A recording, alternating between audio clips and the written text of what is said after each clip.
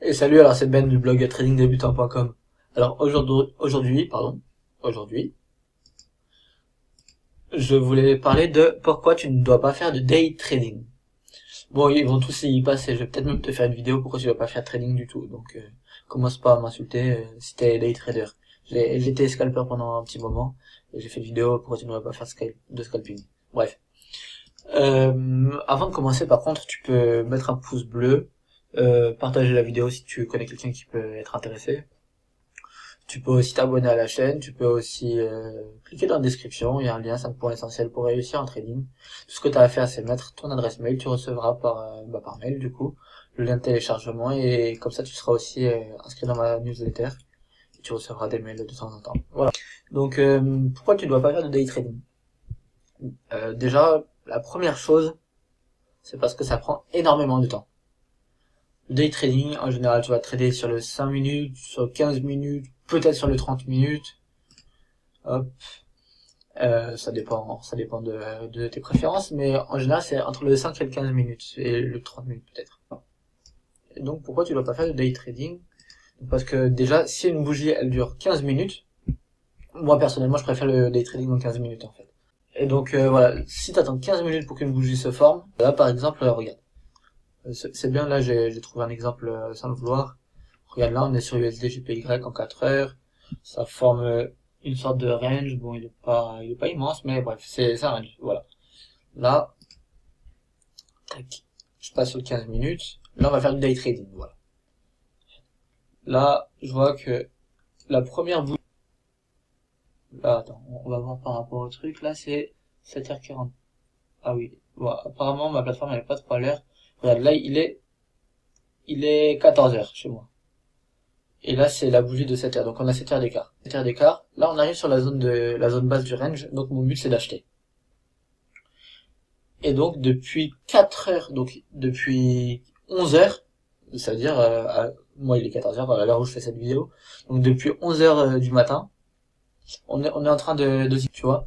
Et donc, ça veut dire que là, depuis 11 heures du matin, ça ferait 3 heures, si je ferais du day trading, que je serais en train d'attendre pour avoir un vrai signal, je sais pas, par exemple, on va dire que mon signal, ça pourrait être la cassure de ça, là, de cette ligne-là, comme ça. Par exemple, hein, là, je te dis n'importe quoi. Mais, donc, si on casse à la hausse ça, je vais me dire, bon, je vais acheter avec, pour objectif,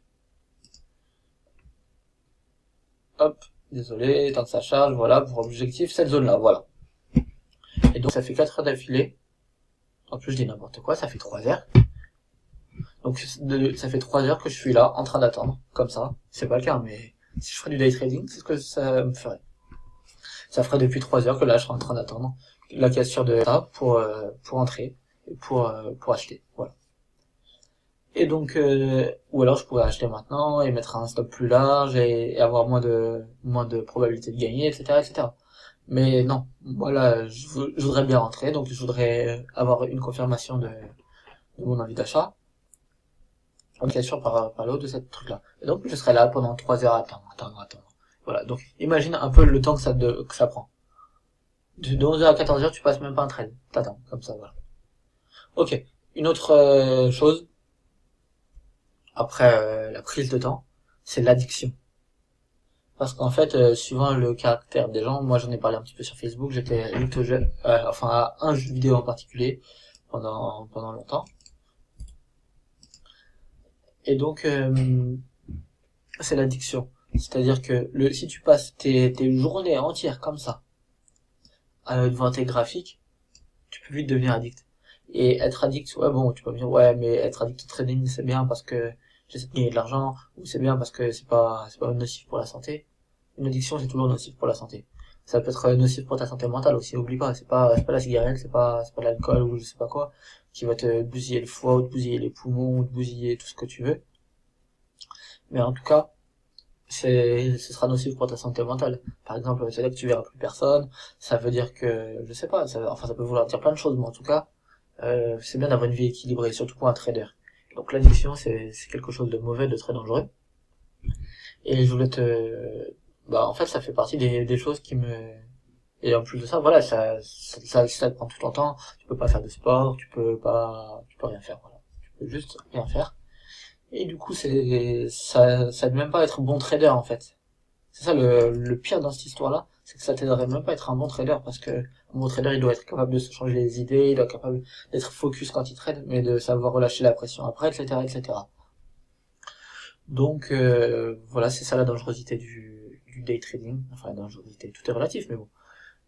C'est les défauts, en tout cas, c'est pourquoi tu dois pas faire de day trading.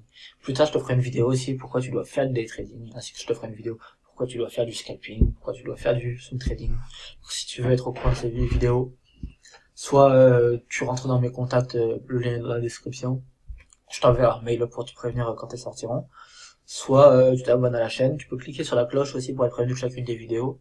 Et voilà, je te dis à la prochaine et ciao.